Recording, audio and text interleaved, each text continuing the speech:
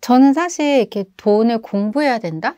또는 재테크를 열심히 해야겠다. 이런 생각을 잘 못했어요. 그러니까 20대를 생각해 보면 돈이 모이면 뭔가 또 항상 쓸 일이 있고 또 뭔가 여행도 가고 싶었고 또 돈만 생기면 뭔가 다른 일들 또 이제 돈 쓸 일들이 많았던 것 같아요. 그러다 보니까 결혼할 때 딱 1,500만 원 정도밖에 없었어요. 그래서 어쩔 수 없이 그때는 이제 빌라 원룸에서 신혼생활을 시작을 했죠. 예.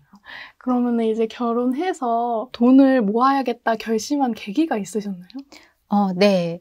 그러니까 결혼하기 전에는 사실 돈이 그렇게 인생의 전부인가? 이런 생각이 들 때가 더 많았던 것 같아요. 네. 또는 뭐 돈 하다 보면 오히려 더 돈이 없어질 것 같은 막 이런 생각도 들고. 근데 첫 아이를 계획을 하면서 아이 방도 예쁘게 꾸며주고 싶었고 또 아기가 그때 이제 임신을 하고 생각을 해봤는데 저희가 작은 빌라에서 살고 있었고 또 아기 방을 꾸며줄 공간도 없고 또 마지막에는 한 3층에 저희가 살고 있었는데 아기가 태어나면 이제 막 유모차랑 이런 거 들고 이제 계단을 막 올라서 아이를 업고 3층까지 빌라를 왔다 갔다 하고 거기는 또 되게 오토바이가 되게 많았어요. 배달이나 이런 오토바이가 많았죠. 그래서 놀이터도 없고 그러면서 좀 아이의 공간도 예쁘게 마련해주고 싶었고 또 아기한테 해주고 싶은 것도 많은데 내가 여기서 이렇게 빌라에서 아이를 잘 키울 수 있을까? 그리고 돈이 아이가 태어나자마자부터 또 여러 가지 살 게 또 많더라고요. 그 준비해야 될 것도 많은데 돈이 갑자기 제 인생에서 내가 꼭 이거 준비해 놔야 되는 기반을 닦아놔야 되는 그러한 요소가 됐던 것 같아요. 그러니까 제가 직장을 다니면서 계속 워킹맘으로 오랜 시간을 보냈어요. 근데 정말 하루도 쉰 적이 없었고 워킹맘을 하면서도 아기가 예를 들면 워킹맘으로 아침에는 아이를 어린이집에 데려다 주고 그리고 저는 막 급하게 지하철 꽉 찬 10,000원 막 이런 러시아어 시간에 또 이제 출근하고 또 퇴근도 막 뛰어서 퇴근해가지고 또 아이 어린이집에서 다시 픽업하고 또 집에 오면 아이 밥 먹이고 뭐 이러면서 사실 정말 하루도 별로 마음이나 몸이나 편한 날이 없었던 것 같아요. 근데 그렇게 일을 했지만 돈은 그렇게 잘 모이지 않았어요. 내가 열심히 하는데 열심히는 살고 있는데 힘들게는 살고 있는데 뭔가 이렇게 아끼는 거 그걸로만 끝나서는 이 돈을 모으는 속도가 느릴 것 같다. 이래서는 가난에서 벗어나지 못할 것 같다라는 생각이 들었어요. 근데 지금 상황에서는 사실 베스트셀러 작가분이시고 서울과 경기도에 상가랑 아파트를 보유하셔서 자산이 50억 원 이상 있으신 그렇게 되기까지 그러면 어떤 과정이 있으셨는지 또 궁금해요. 저는 3가지 정도의 단계가 있었던 것 같아요. 그러니까 첫 번째는 이제 종잣돈을 모으는 단계가 있었던 것 같아요. 그러니까 종잣돈을 그래도 어느 정도라도 종잣돈을 모아야 또 그 다음 재테크 단계를 준비할 수 있는 것 같아요. 그래서 신혼 3년 동안 종잣돈 모으기를 정말 열심히 했었고 3년 동안 한 1억 원 정도를 맞벌이 하면서 모으게 됐어요. 그리고 두 번째 단계는 내 집 마련인 것 같아요. 그러니까 내 집 마련을 어떤 분은 그냥 뭐 내가 살 집, 내 집 있으면 되는 거야 라고 생각을 하지만 또 어떻게 내 집을 마련하느냐에 따라서 앞으로의 나의 자산이 불어나는 속도가 굉장히 달라지는 것 같아요. 그러니까 내 집을 마련하긴 했는데 만약에 내 집이 떨어진다던가 또는 내 집을 마련했는데 내 집이 별로 오르지 않았다라고 하면 나는 그동안에 대출이자만 계속 낸 거고 사실은 플러스가 나지 않을 수 있죠. 근데 특히나 그래서 처음에 내 집을 마련할 때 그래도 나도 일하지만 내 집도 같이 이렇게 올라주는 그러니까 맞벌이 효과가 날 수 있는 그런 내 집을 마련하는 게 중요한 것 같아요. 그래서 제가 첫 아이를 임신했을 때도 어디다가 내 집을 마련할까를 공부를 되게 많이 했었어요. 그때 처음으로 내 집 마련, 뭐 부동산에 대해서 공부를 하기 시작했어요. 근데 세 번째는 내 집 마련으로만 또 끝나서는 안 된다라는 거예요. 그러니까 예를 들어 우리가 내 집을 갖고 있어서 저도 처음에는 내 집만 마련하고 나면 인생이 이제 꽃길만 펼쳐질 것이다 이런 생각을 했었어요. 근데 막상 내 집을 마련했지만 나는 거기서 담보대출 이자를 계속 내고 있고 요즘 또 원금까지 같이 갚고 있고요. 그리고 또 내 집에 올라서 뭐 내 집을 팔고 그러면 뭐 나는 부자가 되는 건가 하면 내 집만 오른 것이 아니라 이미 자산 가치가 다른 집들도 다 같이 올랐기 때문에 내가 이사를 가는 것도 별 의미가 없어지죠. 그래서 결국 그냥 내 집만 있을 뿐인 거예요. 그래서 내 집을 마련하고 나면 그 다음 수익형으로 또 다른 자산으로 투자를 하는 게 필요한 것 같아요. 그러니까 예를 들어서 요즘은 또 많은 분들이 월급에만 기댈 수는 없거든요. 그러니까 직장은 너무나 중요하긴 한데 직장에 있으면서도 또 재테크의 끈을 놓으면 안 되는 것 같아요. 그래서 상가라던가 또는 나에게 따박따박 뭐 월세를 가져다 줄 수 있는 그런 부동산에 또다시 투자를 하는 이런 3단계를 거치면 돈이 불어나는 속도가 그냥 나만 안 먹고 안 쓰고 모으는 사람과는 완전히 뭐 몇 배 이상의 차이가 날 것 같아요. 몇 배 이상의. 네. 10배? 10배. 100배? 100배일 것도 같네요. 네, 그 정도군요. 사실 직장 다닐 때 저희 은행이 합병이 됐었어요. 저는 은행을 10년 이상 다녔거든요. 근데 은행을 다니고 있을 때 저희 은행이 합병이 되면서 많은 분들이 명예퇴직을 하는 걸 봤어요. 근데 저랑 정말 친한 선배분이 있었는데 합병하면서 바로 명예퇴직을 이제 신청을 하고 그만두시게 되셨어요. 근데 그때 제가 느꼈던 것이 원래는 저는 저축밖에 몰랐거든요. 그래서 특판 예금 있다 이러면 막 뛰어가서 이렇게 막 예금 들고 막 이런 거가 전부였었는데 그때 직장 소득만이 전부가 아니구나라는 거, 직장은 언제든지 또 없어질 수도 있고 또 어떻게 보면 내 인생에 좀 자유를 찾기 위해선 언젠가는 또 직장 없는 내 삶이 있어야 되겠다라는 생각을 했어요. 근데 제가 초반에는 투자할 돈이 없었어요. 그래서 저는 저희가 처음에 내 집을 마련해서 이사를 들어갔어요. 그때 이사 들어가서 저희 첫 아이 방 진짜 예쁘게 꾸며줬었어요. 하늘색 막 이런 벽지에다가 막 노랑 흔들 침대 막 진짜 예쁘게 해놨었는데 그리고 나서 거기서 살면서 또 이제 둘째 계획하면서 내 집 마련 갖고는 또 안 되는구나. 이것만으로는 또 나의 이런 재테크 시스템이 완성이 힘들구나라는 생각이 들어서 저희가 살고 있던 집을 전세로 주고 그리고 저희는 다시 빌라로 이사를 갔어요. 월세로. 그러면서 좀 나에게 자금이 생겼어요. 그때 제가 상가도 한번 해볼 수 있겠다라는 생각을 했었어요. 요즘 그 말 있잖아요. 몸테크. 맞아요. 그걸 맞아요. 하신 거군요. 그렇죠. 생각해보면. 근데 지금 생각해보면 그때는 또 되게 절박했고, 내가 만약에 이게 아니면 사실 돈을 어떻게 내가 활용할 수 있는 레버리지가 전혀 없고, 그땐 또 지출도 굉장히 많았어요. 매달 대출 이자와 또 아이한테 들어가는 돈도 많았고, 오히려 저축을 하기는커녕 항상 마이너스가 되게 많이 났었고요. 그리고 굴릴 돈이 아예 없었죠. 그래서 그때 저희가 이제 어떤 내 인생의 터닝 포인트가 된 거죠. 근데 지금도 많은 분들이 이제 좀 여쭤보시는 분들이 있어요. 그러니까 내가 살고 있는 집을 뭐 전세나 이렇게 뭐 전세로 주던가 또는 이렇게 하고 본인은 월세로 가는 그리고 나의 돈을 이제 일하게 하는 그런 방법들 말씀하시는 분들도 있고 여쭤보시는 분들도 있어요. 그래서 저는 가급적 할 거면 아이가 좀 어렸을 때는 그게 매우 가능할 수 있어요. 왜냐면 그때는 아이가 그래도 뭐 학교나 이런 부분도 친구들, 아기가 너무 어리니까 그냥 그런 게 많지 않았죠. 근데 점점 아이가 크면 클수록 그것도 힘들어지거든요. 그래서 신혼부부라면 저라면 그래도 어떻게 내 인생의 터닝 포인트가 필요하다면 그렇게 해볼 수는 있을 것 같다라는 생각은 들어요. 그때는 제가 이제 내 집 마련을 하고 뭐 지방에 임대 아파트로 또 소형 아파트 임대 사업을 하다가 나중에는 수익형에 대해서 관심을 갖게 됐어요. 왜냐하면 아무래도 나의 월급만큼 월세가 나올 수 있는 그러한 시스템들이 상가라는 생각이 들었어요. 그래서 그때도 아마 부동산 하고 얼마 지나지는 않았을 때예요. 월세가 나오는 그런 꼬마 상가를 공부를 하기 시작했어요. 그래서 상가가 처음에는 되게 무서웠어요. 그러니까 혹시라도 이렇게 빈 상가, 요즘은 또 그런 게 굉장히 많잖아요. 그래서 경제 위기가 있고 이러면 또 혹시라도 비는 거 아닌가. 그러니까 비면 또 공실이 나면 내가 오히려 대출이자를 막 내고 또는 세입자가 막 만약에 월세라도 안 내면 어떡하나.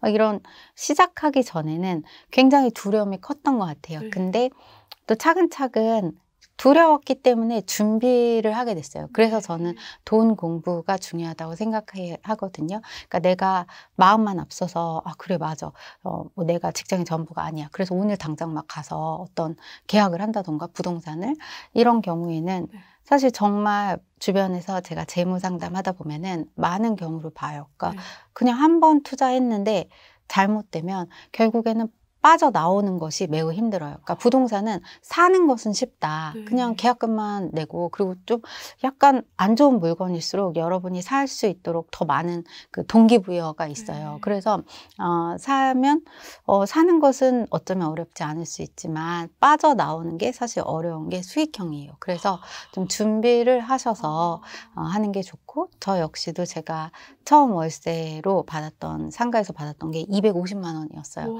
그때 딱 받으면서 내가 근로소득, 내가 일해서만 돈이 나오는 것이 아니라 나의 돈을 레버리지로 활용을 해서 지렛대로 활용을 해서 또 상가를 통해서도 또 어떤 수익을 얻을 수 있구나 그런 생각을 하게 됐어요. 근데 상가는 검의 양날처럼 정말 어떻게 보면은 나에게 따박따박 월세를 가져다 주지만 잘못하면 또 빈 상가가 생길 수 있고 그러니까 리스크가 큰 종목이라고 생각을 해요. 주거용보다. 네, 그래서 좀 준비는 많이 필요할 것 같아요. 그렇군요. 그러면은 공실이 났던 경험도 있으세요?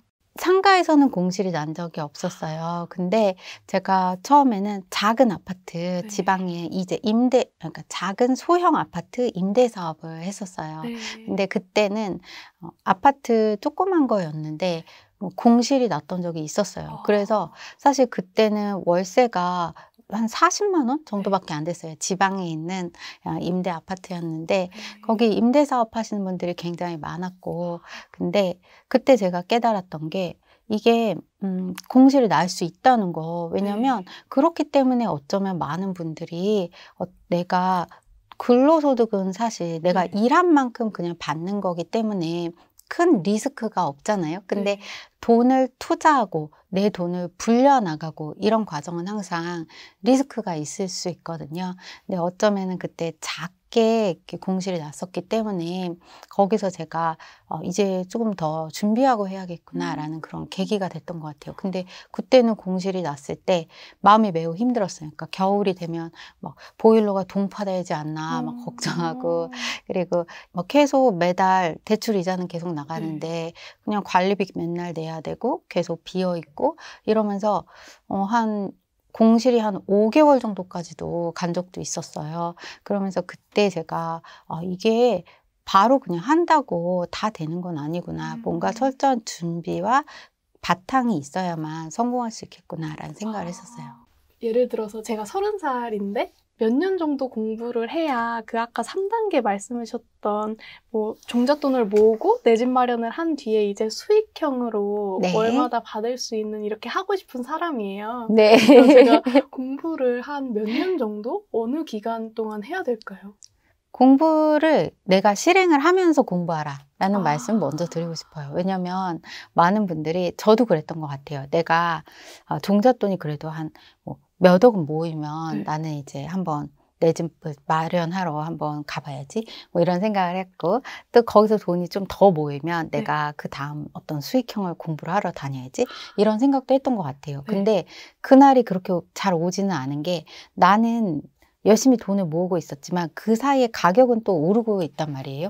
그리고 또 내가 거기까지 갔는데 이미 가격은 또 올라 있는 거죠. 그러니까 나는 계속 점점 약간 놓치는 그런 일들이 발생을 하더라고요. 그래서 저는 가급적 그래도 기간을 매우 짧게 잡으시는 걸 이제 권해드리고 싶어요. 그러니까 예를 들면 아주 크게 시작하는 것이 아니라 네. 예를 들어서 뭐 기간을 짧게 하되 금액을 좀 적게 도전을 해보는 것. 그러니까 예를 들어서 내가 종잣돈 뭐 얼마를 모아가지고 또 얼마짜리 내 집을 사고 그다음에 얼마짜리 수익형 이렇게 크게 가다 보면은 준비하는 기간이 너무나 길어질 수 있어요. 그러니까 종잣돈도 목표를 잡을 때 뭐 본인의 수준에서 정말 내가 나의 지금 상황에서 1,000만 원을 목표로 할 수도 있는 거고요. 또는 뭐 5천만 원, 3천만 원 이렇게 나의 현실에서 그래도 조금 빠르게 이루어질 수 있는 금액으로 종잣돈 모으기도 이렇게 목표로 하시면 좋을 것 같아요. 그리고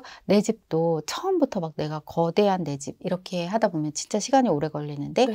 그러다 보면 내가 준비하는 동안 가격은 이미 올라가 있을 수 있어요. 그러니까 좀 내 집도 지금은 좀 작더라도 일단은 시작한다. 그리고 작게 마련을 했지만 네. 그 다음에 내가 더 크게 업그레이드를 해 나갈 수 있으니까 그런 네. 부분들. 그리고 월세도 저도 처음에 상가는 250만 원이었지만 제가 처음 소형 임대 아파트로 마련을 했던 건 한 40만 원 정도밖에 되지 않았어요. 근데 사실 그때도 네. 뭐 40만 원으로 시작해 하는 거를 나 이거 말고 정말 더 큰 월세 막 이렇게 해서 계속 기다리고 그랬다면 저는 경험을 못 해봤을 것 같아요. 그러니까 아까도 말씀드렸듯이 내가 임대도 해보고 또 한번 공실도 나봤고 뭐 이런 여러 가지 상황들이 저를 나중에 뭐 수익형을 더 크게 할 때 기반이 되어준 거죠. 그래서 기간은 될 수 있으면 짧게 예를 들어서 뭐 1년? 1년 정도라도 네. 좀 짧게 잡고 네. 시작하는 걸 추천을 드리고 싶어요. 그러면은 1년 정도 잡고 이제 실전으로 하면서 같이 또 공부는 계속 이어나가야 그렇죠. 네. 그래서 공부하면서 또 실전으로 들어가면서 그러니까 동시에 계속 진행을 하는 거죠. 그러면 이제 동시에 계속 진행할 때 공부법은 어떻게 하면 좀 빠르게 터득을 할 수 있을까요? 공부를 하면서 제가 실전으로 조금 더 빨리 가시라는 말씀을 드리는 것은 근데 그런 것 같아요. 그러니까 모든 배움이 그렇겠지만 우리가 자전거를 배울 수 있는 방법은 타는 법. 그러니까 예를 들어 자전거 타는 법을 배운다라고 하면 자전거를 뭐 책을 읽고 이렇게 영상만 보고 그냥 끝 이렇다고 자전거를 배울 수 없는 것처럼 이 재테크도 내가 실제 돈을 이렇게 한번 모아보고 또 투자도 해보고 이렇게 해야만 사실 배울 수 있는 실전이란 말이죠. 근데 자전거도 그렇다고 해서 내가 처음부터 그래 실전이야 해서 그냥 막 타면 넘어질 수 있잖아요. 그래서 뒤에서 그래도 누가 이렇게 잡아주잖아요. 그러니까 마치 그게 바로 배움인 것 같아요. 그러니까 우리가 나를 끌어줄 수 있는 어떤 뭐 배움이 책이 될 수도 있고 나보다 앞서간 뭐 멘토가 될 수도 있고 여러 내가 배울 수 있는 대상으로부터 또 배우면서 뒤에서 이렇게 잡아주듯이 저도 제가 재테크를 하면서 책에서도 배우고 또 책 안에서도 읽다 보면은 이 사람의 말이나 또는 이분이 하는 말이 나에게 매우 와닿는다라는 게 있을 수 있어요. 그렇다면 그 책 속에 그분이 나의 스승님이 될 수 있는 거죠. 그래서 뭔가 내가 나 혼자 하는 것이 아니라 그래도 실질적인 배움도 같이 있어준다면 실패가 좀 줄어들 것이고 그러다 보면 자신도 자연스럽게 나 혼자도 자전거를 타는 것처럼 그리고 한번 자전거를 타면 잊어버리지 않잖아요. 잘. 그것처럼 재테크도 한 몇 번 여러분이 투자를 하다 보면은 이게 그냥 아주 그렇게까지 막 무서운 공포나 두려움의 대상이 되지는 않는 것 같아요. 네, 그 자전거 타는 법에 비유해 주시니까 그렇게 두렵지 않을 것 같기도 하고 그리고 확 와닿는 것 같아요. 그래요? 저는 이제 신문을 아예 옛날에는 읽질 않았어요. 그러니까 신문 너무 재미없다 이렇게 생각을 했었거든요. 근데 재테크 공부를 하면서 신문을 읽기 시작했어요. 그래서 요즘은 지면 신문도 있고 또 인터넷으로도 여러분들이 이제 신문 기사를 많이 보실 수 있죠. 그래서 매일 아침에 제가 경제 기사를 읽기 시작했는데 일단은 헤드라인 위주로 읽었어요. 왜냐면 너무 한 1장부터 끝장까지 다 읽기엔 너무 시간도 없고 무슨 말인지 잘 모르겠고 그래서 일단 헤드라인 헤드라인 위주로 이제 읽다가 헤드라인으로 읽다가 만약에 내가 생각할 때 이거 되게 중요한 것 같다라고 했을 때는 노트에 그 기사를 스크랩을 하는 거죠. 그래서 기사를 한 하나 정도 스크랩을 하고 그리고 그 기사를 좀 이제 속독을 하고 그리고 나서 여기서 포인트가 뭔지 딱 그냥 한 줄로 요약해 보는 거를 하기 시작했어요. 근데 제가 좋았던 건 처음에는 굉장히 어려웠거든요. 저는 이제 많은 분들에게 금리에 대해서 이제 나오는 기사들, 그리고 부동산 기사, 그리고 주식에 대한 기사, 그리고 기업 동향에 대한 기사를 꼭 확인을 하시라고 말씀을 드려요. 근데 처음에는 굉장히 어려웠는데 기사라는 것이 계속 반복이 많이 돼요. 그래서 몇 번 읽다 보면은 그래도 용어들도 굉장히 친숙해질 수 있어요. 네.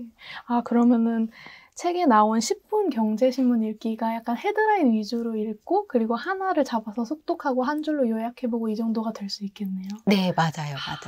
계속 모으고 하셨을 때 직장을 다니면서 공부까지 하고 또 투자도 하려면 되게 전화 같은 것도 많이 해야 되고 업무가 많은데 그 과정 속에서 진짜 힘들었던 때는 없으셨나요?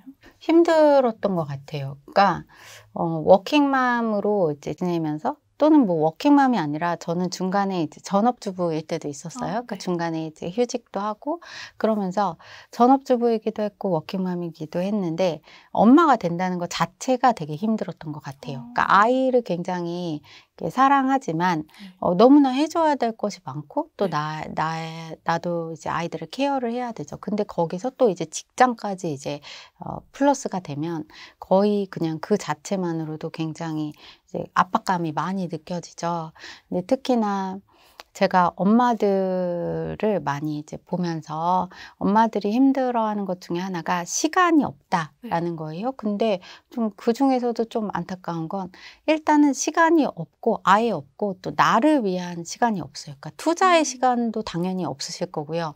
그러니까 투자는커녕 이게 아이 돌보고 집안일 하시고 뭐 회사 가시고 뭐 이러다 보면 결국 나를 위한 시간은 하나도 없다라는 생각이 들면서 이제 우울함이 많이 생기죠. 그러면서 내가 이게 지금 내가 내 인생을 살고 있는 건데 내 시간이 하나도 없고 내가 없어진 것 같은 느낌? 그런 느낌이 저한테 되게 힘들었던 것 같아요. 그 힘든 게 너무 좀 많이 그래서 그 힘든 시간이 이제 지속이 계속 오래됐고, 그래서 저도 나름대로 이제 방법을 많이 찾기 시작했어요. 그래서 그런 여러 가지 방법 중에 하나가 이제 감사 일기를 써보기 시작한 거였고, 또 짧게 나의 루틴을 만드는 거였어요. 그 전까지는 제가 그 우울하고 이게 힘들고 이런 감정들을 그냥 당연히 이렇게 바쁘고 그러니까 힘든 거지라는 생각을 했었어요. 근데 언젠가 그런 문구가 있었어요. 그러니까 우울함이라는 건 감사함이 사라질 때 그 자리에 이제 우울감이 들어오는 거라는 그런 문구를 이제 보게 됐어요. 근데 그때 제가 우울했던 것은 이제 뭐 나의 시간도 없고 내가 하고 싶은 것도 지금 하지 못하고 있고 해야 될 일은 많고 막 이런 생각들이 나를 굉장히 힘들게 했었고 근데 이제 감사일기를 이제 매일 쓰게 됐는데 한 줄 한 줄 쓰면서 정말 소소한 것들, 그러니까 예를 들면 뭐 아이가 뭐 건강하게 어린이집에 갔고 그리고 또 아이가 뭐 잘 놀고 있는 것, 그리고 또 나도 또 직장이 있다는 것, 그리고 또 내가 이런 미래를 위해서 좀 준비할 수 있는 그런 마음가짐이 생겼다는 것, 정말 소소한 거, 아주 작은 것이라도 이렇게 한 줄씩 쓰기 시작했어요. 그러면서 뭔가 내 마음속에 이렇게 햇빛이 이렇게 드는 것처럼 제 마음이 많이 밝아졌어요. 단지 정말 한 줄만 쓰기 시작해도 내 인생이 온통 되게 어둡게 보이다가 갑자기 조금 밝은 빛이 막 이렇게 보이는 것 같은 느낌을 받았어요. 이게 되게 좋은 게 누구나 지금 바로 할 수 있어서 되게 좋은 것 같아요. 맞아요. 그러니까 누구나 지금 바로 진짜 할 수 있어요. 그러니까 예를 들어서 저도 제가 감사일기 이래서 정말 뭐 이렇게 거창하게 시작하려고 하면은 힘들잖아요. 근데 출퇴근 시간이라도 잠깐 그리고 또 요즘에는 또 만약에 힘드시면은 이제 스마트폰에다가라도 내가 하루하루 이렇게 감사 일기 한 줄씩 이렇게 쓰면서 해도 저는 충분히 효과를 발휘할 수 있다고 생각을 해요. 너무 좋네요. 스마트폰으로 하면 언제든지 할 수 있으니까 더 좋네요. 이 성공일기랑 미래일기도 혹시 어떻게 쓰셨는지 궁금해요. 네, 성공일기를 쓰게 된 것은 제가 보면은 어른들은 사실 칭찬을 받을 일이 그렇게 많지는 않아요. 그러니까 우리가 어느 정도 나이가 들고 나면은 그냥 하는 거죠. 네. 뭐 이런 일들도 다 그냥 내가 해야 될 일이니까 하는 거고, 그러다 보니까 점점 좀 많이 위축이 되고 또 용기가 잘 안 나는 거예요. 그러니까 네. 내가 뭔가를 하려면 돈 공부도 사실 공부라는 것도 사실 내가 뭘 시작할 때 용기가 많이 필요하거든요. 근데 그 용기를 어디서 얻을 수 있냐면 네. 내가 나 자신의 되게 소소하게 내가 잘했던 일을 칭찬해주는. 그래서 내가 오늘 어떤 작은 일이지만 계획했던 것을 했다라고 하면은 칭찬을 해주는 거죠. 그러니까 내 안에서 이런 일을 성공했다라고 작게 정말 거창한 것이 아니더라도 내가 계획했던 것을 마무리를 지었을 때 성공을 이제 나 자신이 좀 축하해주는 그런 성공일기인 것 같아요. 성공일기는 이제 칭찬 위주로 나 스스로 격려해주고 이렇게 하는 거군요. 예. 그러면은 미래일기는 약간 나의 미래를 계획하고 구체적으로 써보는 건가요? 맞아요.